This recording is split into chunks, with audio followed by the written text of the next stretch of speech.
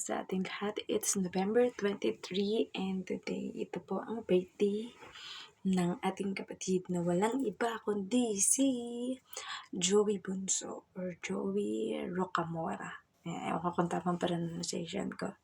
Basta happy birthday sa iyo kapatid, and I know masaya ka dahil nasa Pilipinas ka nakasama ang iyong pamilya.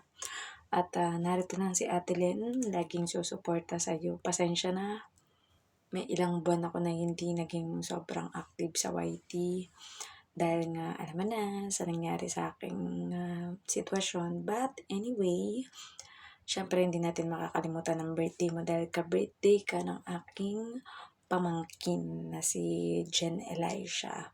So, happy birthday sa iyo kapatid, and pasensya na nakapantulog na si Ate Len sa pagbati sa iyo ng happy birthday. And nawa, alam ko nagbibinata ka pa lang ngayon. So, darating ang time na ikaw ay tunay na magbibinata na at magkakaroon ng iyong future family.